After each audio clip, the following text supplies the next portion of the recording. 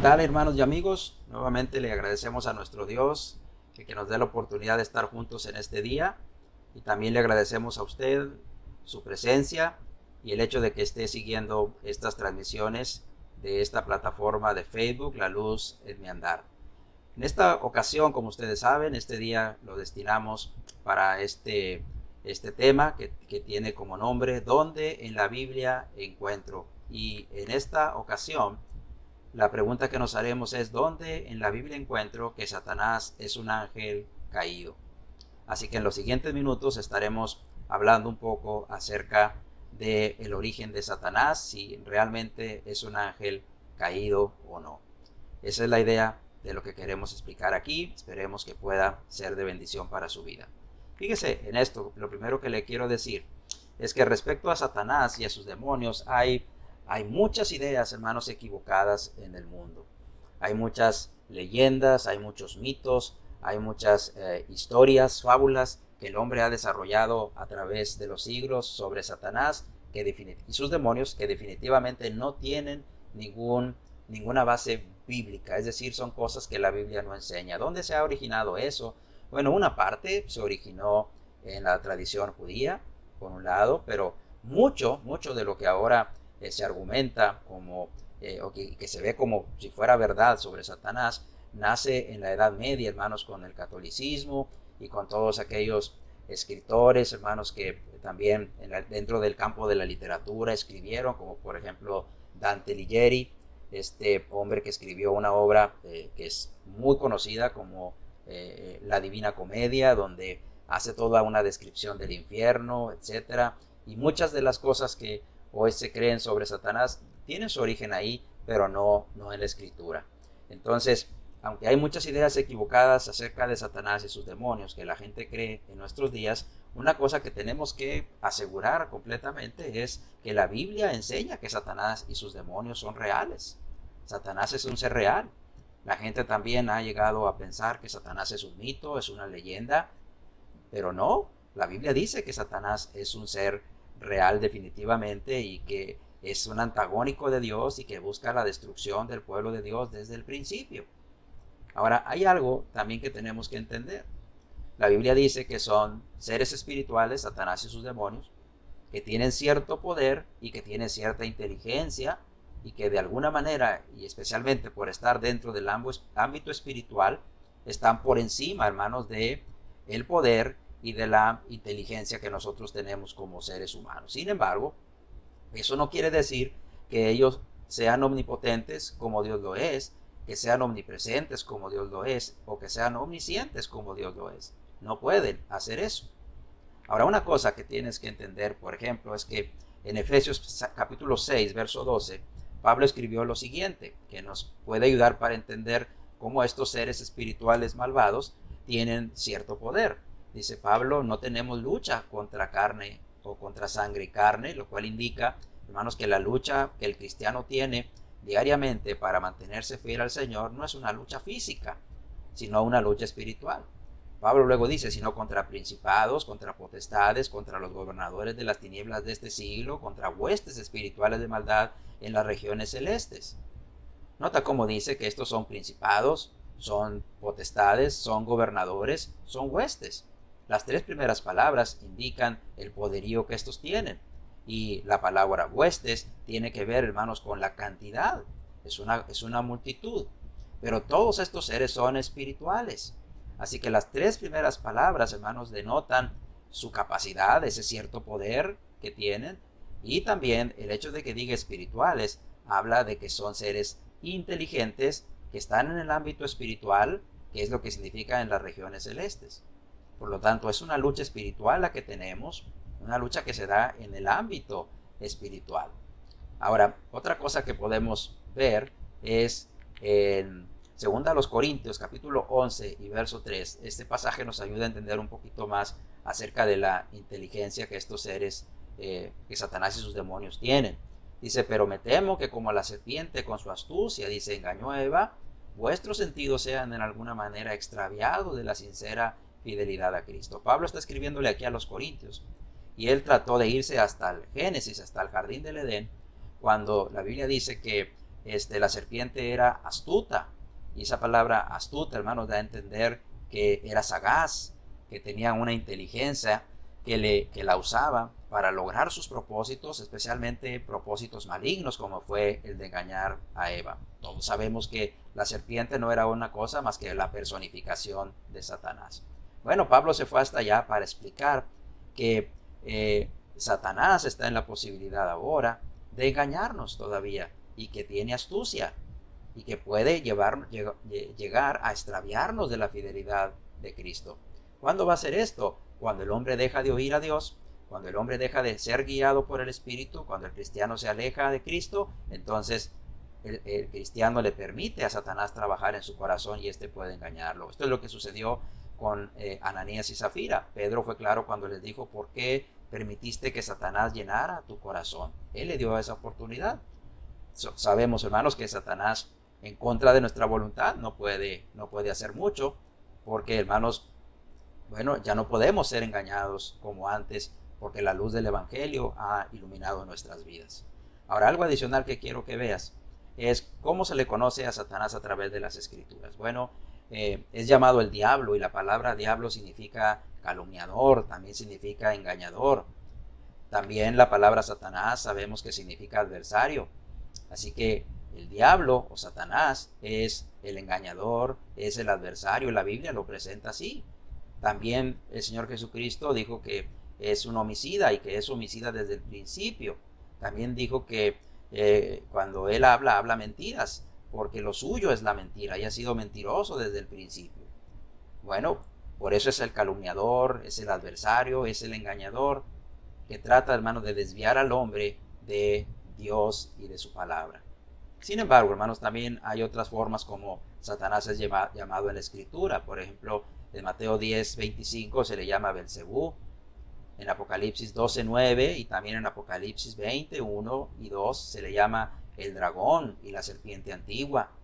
Y todos estos son para describir su carácter feroz, salvaje, su carácter temerario, y cuyo propósito es destruir a las personas. También es conocido como el príncipe de este mundo. Jesús le llamó así en Juan capítulo 12, verso 31. Pablo le llamó el príncipe de la potestad del aire en Efesios 2:2. Y también Jesús le llamó el malo en Mateo 13:19 cuando explicó la parábola del sembrador.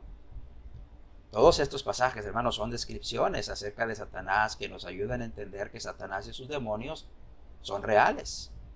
Y que aunque hay mucha leyenda y mucha fábula y muchas falsas ideas que se han desarrollado alrededor de Satanás, sin embargo, no deja de ser real y no deja de ser un engañador, no deja de ser un adversario y no deja de ser el príncipe de este mundo y no deja de ser un hombre malo y no deja de ser un ser mentiroso y un homicida. Ahora, sin embargo, fíjese lo que tenemos que ver aquí. ¿Cuál es el origen de Satanás? ¿Es en realidad un ángel caído? Bueno, lo primero que quiero decirle es que la Biblia no dice cuál es el origen de Satanás. No hay un pasaje así claro que diga este es el origen de Satanás. Sin embargo, cuando hablamos del origen de Satanás, solamente hay dos posibilidades. La primera es que sea un ser eterno y la segunda es que sea creado. ¿Sí? Si es eterno, entonces es igual que Dios. Coexistió con Dios en la eternidad y coexiste con Dios en la eternidad, como las ideas que a veces se quieren plasmar, hermanos, en algunas películas donde hay una lucha que viene desde la eternidad entre el bien y el mal. Eso no existe en la Biblia y no fue así. Si Satanás fuera eterno, entonces esto lo haría igual a Dios. Tendría la misma naturaleza de la deidad, lo cual no es posible, porque no podemos encontrar nosotros en las Escrituras que Satanás sea todopoderoso, que Satanás sea omnipotente, que sea omnisciente, que sea omnipresente, que tenga el don de la presciencia. No podemos encontrar a Satanás teniendo esas características, ni tampoco los atributos de amor, de misericordia, de bondad, de benignidad, de mansedumbre, etcétera, que Dios posee. Por lo tanto, no puede ser eterno, porque esto lo haría ser igual a Dios. Entonces solamente nos queda el saber que Satanás es creado. ¿Sí? Y si fue creado, y puesto que Dios es el que creó todas las cosas, entonces fue creado por Dios. Ahora, ¿en qué sentido realmente Satanás fue creado? Hay dos preguntas que podemos hacernos. La primera es: ¿cuándo fue creado? Y la respuesta es que no sabemos, porque no hay una descripción en la Biblia que nos hable acerca del momento en que los ángeles fueron creados o que Satanás fue creado. Tampoco sabemos, no hay una descripción de su naturaleza con la que fue creado. Por eso cuando nos preguntamos con cuál naturaleza fue creado, bueno, no pudo ser creado con una naturaleza maligna. De eso sí estamos completamente seguros. Allá en Génesis capítulo 1, si vamos por un momento a Génesis capítulo 1, especialmente en el verso 31, después de que Dios ha creado todo, dice, y vio Dios que todo lo que había hecho, y aquí que, nota esto, era bueno en gran manera.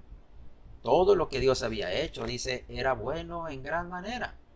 Así que no pudo haber sido creado con una naturaleza maligna, porque Dios es el creador de todas las cosas. Así que si Satanás fue creado como una persona buena, como un ser bueno, ¿sí? De tal uso la palabra persona en razón del ser, no que sea un ser humano, como un ser bueno completamente. Porque así es todo lo que Dios crea. La Biblia nos enseña que Dios no puede ser tentado por el mal, ni Él tienta a nadie, así que Él no podría crear algo malo. Entonces, ¿quién es este ser? ¿Fue creado bueno? ¿Cómo fue creado? Bueno, aparentemente su naturaleza es angelical. Aparentemente fue creado como un ángel. Pero estando en esa condición de ángel, optó por convertirse en una persona contraria a Dios, en un malo. Es decir, decidió desobedecer a Dios. Al menos esto parece ser lo que se enseñan en pasajes como 2 de Pedro capítulo 2 verso 4 y Judas 6. Fíjate, vamos primero a 2 de Pedro capítulo 2 y verso 4. ¿Sí? Y vamos a ver aquí algunos pasajes que se argumentan para decir que Satanás es un ángel caído, y a través de esta explicación tal vez podamos dar una respuesta acerca de si Satanás es un ángel caído o no. En 2 de Pedro capítulo 2 y verso 4 leemos así: porque si Dios, dice, no perdonó a los ángeles que pecaron, sino que arrojándolos al infierno, los entregó a prisiones de oscuridad para ser reservados al juicio. Pedro está dando ahí algunos ejemplos de cómo Dios no perdonó a estos ángeles ni a la generación de Noé, etcétera, para hablar de cómo Dios no va a perdonar a los falsos maestros. Ese es el contexto en el que es dicho esto, ¿sí? Pero hay varias cosas que podemos aprender de este ejemplo que da Pedro aquí. Dios no perdonó a los ángeles que pecaron, ¿sí? ¿Cuál fue el pecado que cometieron esos ángeles? Esa es una buena pregunta, ¿sí? No dice Pedro aquí cuál fue el pecado exactamente, ni en qué momento ocurrió este pecado. Solamente dice que no perdonó a los ángeles que pecaron. Y como el pecado es transgresión de la ley de Dios, entonces quiere decir que estos transgredieron la ley de Dios. Aunque no tenemos, hermanos, nosotros aquí una explicación de qué tipo de pecado es, podemos analizar, por ejemplo, lo que escribió Pablo en la primera carta a Timoteo. Vaya a 1 de Timoteo capítulo 3 y verso 6. Me disculpa por favor, ahí yo le puse 2 de Timoteo, pero es 1 de Timoteo capítulo 3 verso 6. Cuando Pablo habla de los requisitos que deben tener los obispos, dice en el verso 6 que no debe de ser un neófito, no sea que envaneciéndose, nota, envaneciéndose, es decir, llenándose de vanidad, llenándose de orgullo, hinchándose, llenándose de envidia, dice, caiga en la condenación del diablo. Parece ser que la frase la condenación del diablo aquí significa el pecado que el diablo cometió. Así que para algunos es posible que así sea, hermanos, cuando dice acá en 2 de Pedro 2:4 que no perdonó a los ángeles que pecaron, es posible que se refiera al pecado del orgullo o de la vanidad que llevó a Satanás a rebelarse contra Dios, a decidir por él mismo, por su libre albedrío, no sujetarse a la voluntad de su Dios, que lo había creado como había creado a los demás ángeles. Sin embargo, no solamente se piensa que ese es el pecado, hay algunos que equivocadamente piensan que se refiere aquí al evento que sucedió en Génesis capítulo 6, verso 1 al 4. En Génesis capítulo 6, verso 1 al 4, nosotros tenemos cuando Dios va a decidir la destrucción de aquel mundo antediluviano por razón del pecado que se había incrementado en la vida de ellos. El relato nos dice que Dios decide esto porque el pecado de los hombres se había sobrepasado en gran manera.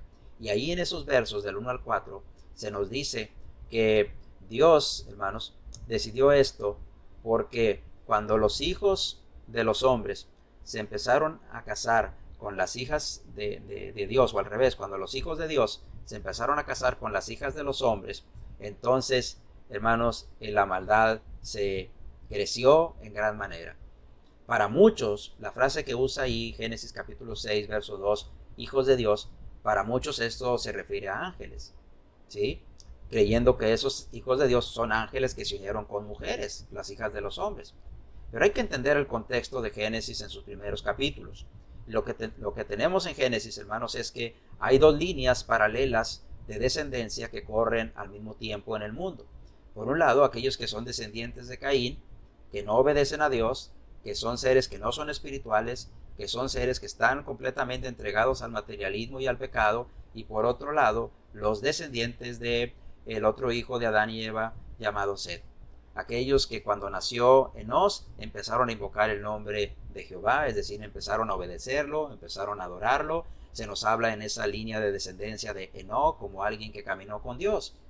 Entonces, cuando llegamos al capítulo 6, encontramos entonces que las hijas de los hombres se refiere a esos descendientes de Caín, y los hijos de Dios se refiere a los descendientes de Set y de Enós que habían seguido adorando a Dios. ¿Qué pasó cuando se unió esa generación de descendientes de Caín que no adoraban a Dios con aquellos descendientes de Set que sí adoraban a Dios? Bueno, el pecado corrompió a los que venían, hermanos, obedeciendo a Dios, y el mundo se llenó de maldad. Ahora, eso es lo que realmente significa ahí. Así que no se trata ahí de ángeles, hermanos, teniendo relaciones sexuales con mujeres. Ahora, una razón por la cual no significa eso es porque en el mismo pasaje se nos dice que el castigo vino sobre la humanidad, no sobre los ángeles. Y Dios va a castigar al que es culpable, y en este caso castigó a la humanidad.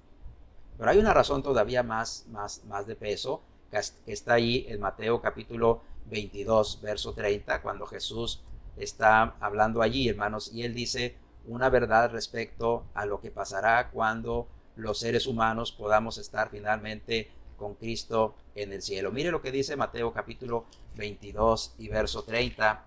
Dice en el verso 30,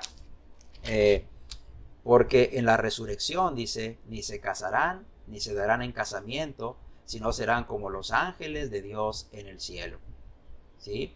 Cuando Jesús dio esta respuesta a alguna pregunta que le hicieron aquí, que no vamos a tocar ahora, porque tú lo puedes leer con calma en los versos anteriores, Jesús respondió que en la resurrección, y es una referencia cuando Él regrese y se lleve a cabo la resurrección de los muertos, Él está diciendo que los seres humanos seremos como los ángeles.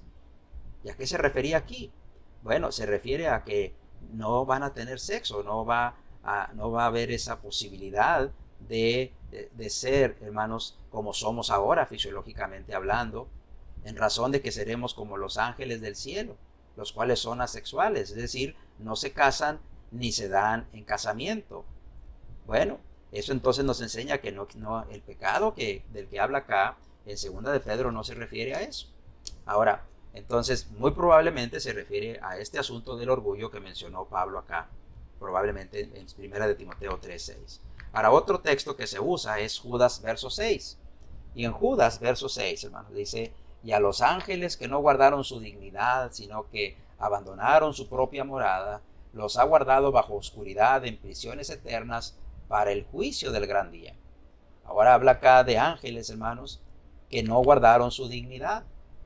Y veamos qué significa en primer lugar la palabra guardar. Guardar significa que no conservaron. No guardaron significa no conservaron.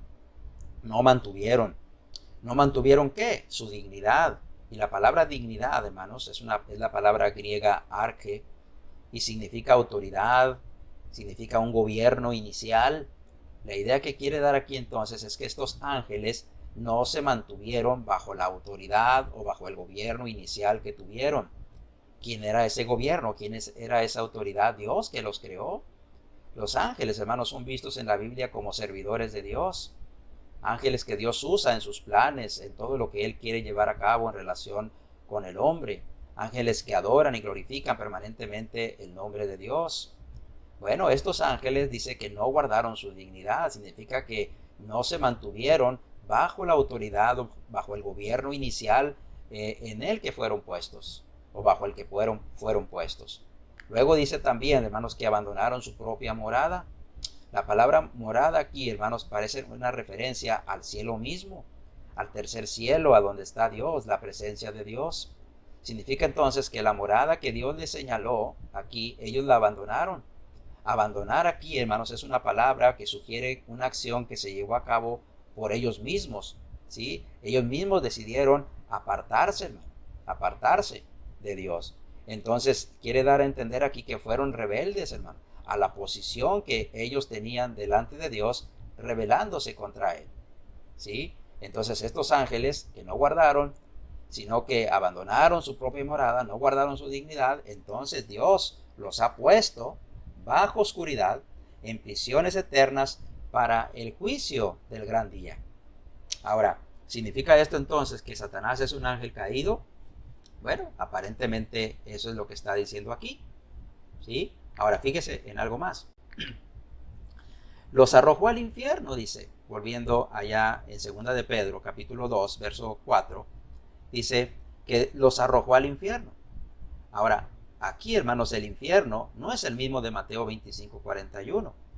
En Mateo 25:41, cuando se está describiendo el momento del juicio y Dios dando su pago a los malos, Cristo dijo que serán puestos en el lago que arde con fuego y azufre, que ha sido preparado para el diablo y sus ángeles desde antes de la fundación del mundo. Entonces, aquí, hermanos, lo que está diciendo en Mateo 25:41 es hablar del infierno, el lago que arde con fuego y azufre.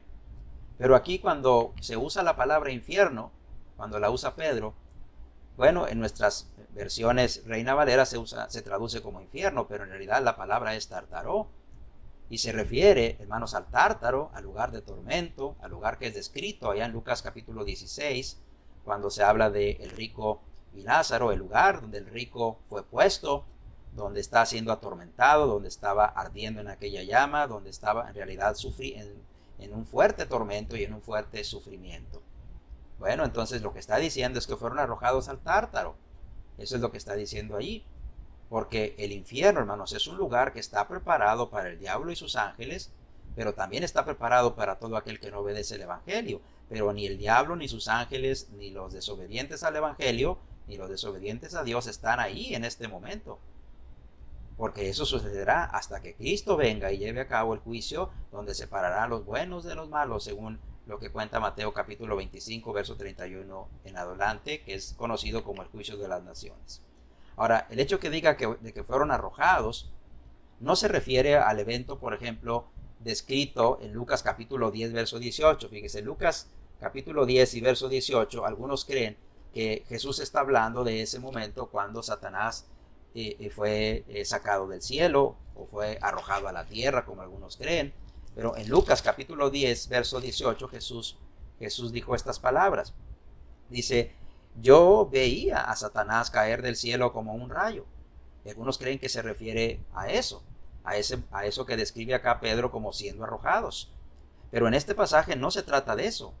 Aquí recuerde que el contexto es que Jesús había mandado a predicar el evangelio a 70. Y cuando regresaron estos 70, venían, hermanos, contentos, felices, porque le decían: Señor, aún los demonios se nos sujetan a tu nombre, verso 17. Y entonces Jesús le responde: yo veía a Satanás caer del cielo como un rayo. En Lucas 10:18 aquí, hermanos, lo que Jesús está diciendo es cómo Satanás estaba perdiendo su poder. Ese poder que en ese primer siglo todavía tenía para poder poseer a las personas y hacer cosas terribles con los seres humanos, inclusive aún en contra de su voluntad. Pero cuando dice Jesús: yo veía a Satanás caer del cielo, él está hablando de que él sabía que Satanás iba a perder su poder cuando él viniera a la tierra. Acuérdate de aquellos demonios que salieron del endemoniado de Gadara, cuando ellos le hablan a Jesús y le dicen: ¿qué tienes con nosotros, Jesús Nazareno? ¿Has venido para destruirnos? Todavía no es nuestro tiempo. Así que aún Satanás sabía la pérdida de su poder, lo que no sabía era cómo. Ahora, una cosa más. En Apocalipsis capítulo 12 y verso 9 se habla también de Satanás siendo arrojada a la tierra. Pero ahí, hermano, no se refiere tampoco a la caída de Satanás o de sus ángeles. No tiene nada que ver con segunda de Pedro 2:4 ni con Judas 6.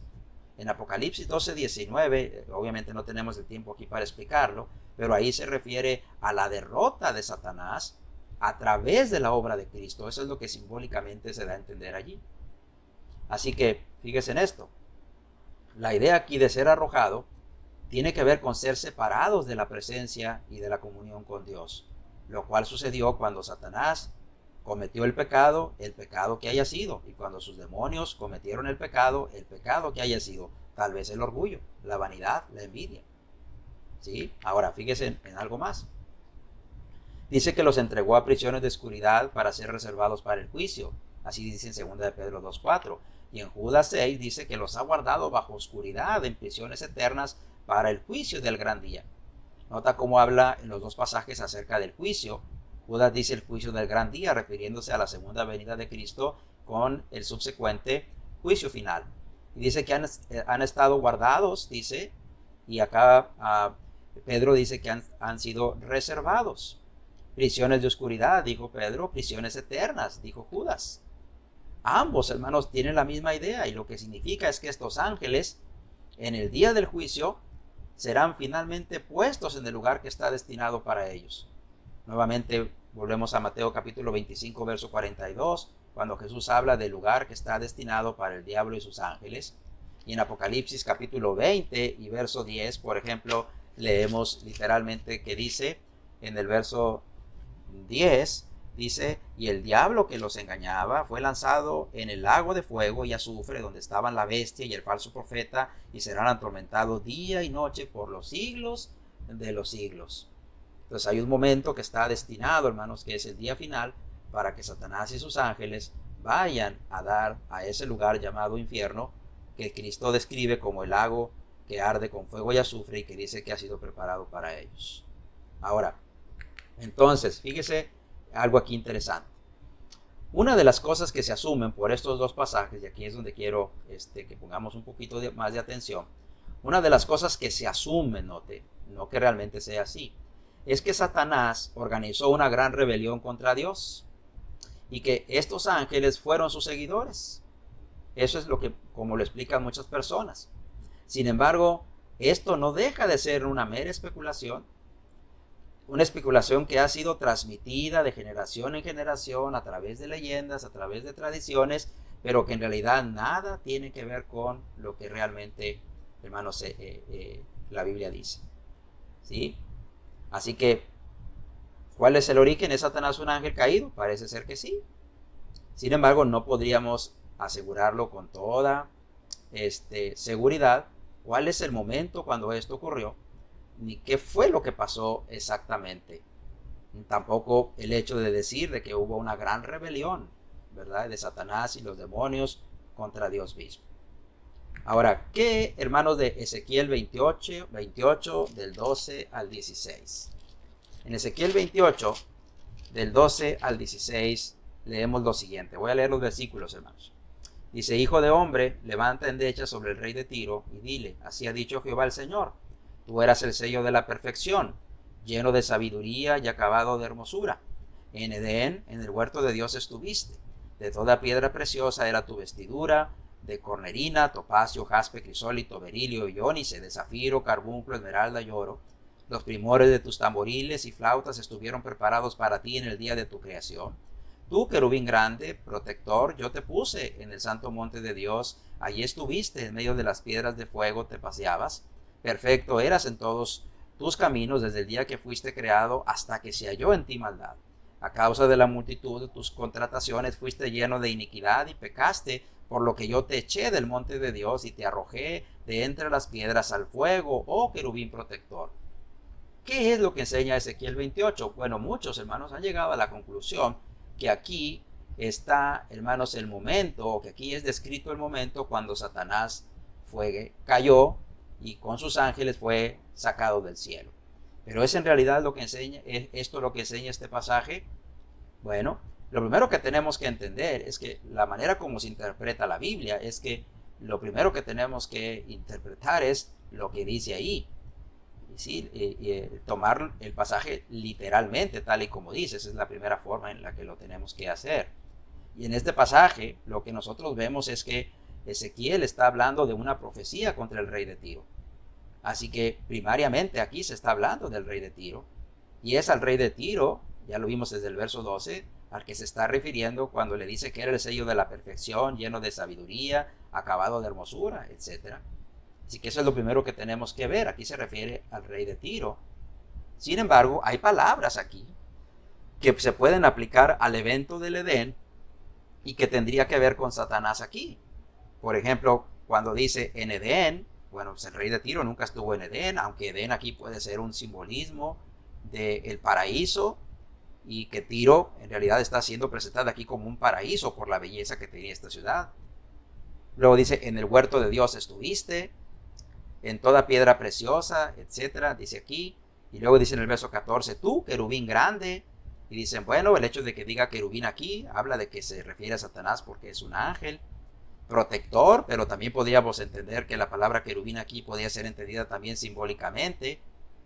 Un querubín, hermanos, pues, en realidad tenía mucho que ver con los querubines que con sus alas protegían el arca del pacto que estaba dentro del lugar santísimo. Así que tal vez aquí era presentar al rey de Tiro como un protector de su pueblo, de su reino, puede ser también, ¿sí? Dice, y yo te puse en el santo monte de Dios, lo cual para muchos aquí, bueno, se refiere al Edén mismo, se refiere inclusive al cielo mismo, y allí estuviste, dice, en medio de las piedras de fuego te paseabas, perfecto eras en todos tus caminos, hasta el día en que se halló en ti maldad, y eso, bueno, muchos piensan que se refiere precisamente a el pecado de Satanás. Entonces dice el verso 16, por causa de la multitud de tu pecado, de tus contrataciones, perdón, fuiste lleno de iniquidad y pecaste. Por causa de todas las cosas grandes que tenías, te llenaste de iniquidad y pecaste, y yo te eché, dice, del cielo. El monte de Dios, que sería aquí más bien una referencia al cielo. Entonces, por todas estas palabras que se mencionan aquí, que podrían ser aplicables al cielo, podrían ser aplicables al Edén, podrían ser aplicables en este caso a un ser que habita al lado de Dios, se cree que aquí se describe a Satanás. ¿Es esto así? Bueno, no es la idea ser dogmático con esto, ni mucho menos, pero no parece que se esté describiendo aquí ni la caída de Satanás ni Satanás mismo. Más bien lo que parece ser aquí, hermanos, es que el rey de Tiro es una representación de Satanás, por razón de que el rey de Tiro adoptó las mismas características de orgullo y de rebeldía que adoptó Satanás y que le hicieron caer de la gracia de Dios. Parece ser que esa es la mejor manera como se puede interpretar Ezequiel 28, 12 al 16. ¿Sí? Entonces, lo mismo sucede con Isaías capítulo 14, versos 12 al 15, pero allá no se habla del rey de Tiro, sino del rey de Babilonia, y tiene la misma idea, tiene la misma connotación de hablar de cómo Dios hizo que esos reyes crecieran en extremo, pero luego cuando Dios decide pagarles conforme a sus actividades inicuas, pues ellos van a ser deshechos o destruidos. Entonces, aunque pareciera ser que aquí se narra la caída de Satanás, bueno, tenemos que decir que en realidad el pasaje habla de la caída del rey de Tiro. Pero este rey de Tiro, bueno, se llena de esas mismas características de la personalidad malvada de Satanás, de orgullo, de rebeldía y, hermanos, de vanidad y de envidia. De tal manera que lo hace sentirse como si fuera Dios mismo. En resumen, para terminar este asunto, ¿es en realidad Satanás un ángel caído? Bueno, por lo que nos dice segunda de Pedro, capítulo 2, verso 4, y Judas, verso 6, parece ser que sí. Es un ser angelical que fue creado bueno, como todo lo que Dios creó, pero que en algún momento, aparentemente por orgullo, por llenarse de vanidad, bueno, se rebeló contra Dios y entonces pecó. Y entonces fue sacado de toda comunión, de la presencia de Dios, fue quitado y fue arrojado a prisiones de oscuridad, como dice Pedro. Solamente ¿Fue un ángel? No. Tanto Pedro como Judas habla de ángeles que pecaron en plural. Pablo habla de huestes espirituales de maldad. Por lo tanto, parecería ser aquí como que Satanás es uno, el diablo es uno, tal vez el principal, puede ser que sea así, sin ser dogmático, pero también de muchos otros que le siguieron para, hermanos, rebelarse y actuar en contra de Dios y sus propósitos. Creo que esa es la mejor respuesta que se puede dar a esta pregunta. Dios les bendiga. Gracias por su atención.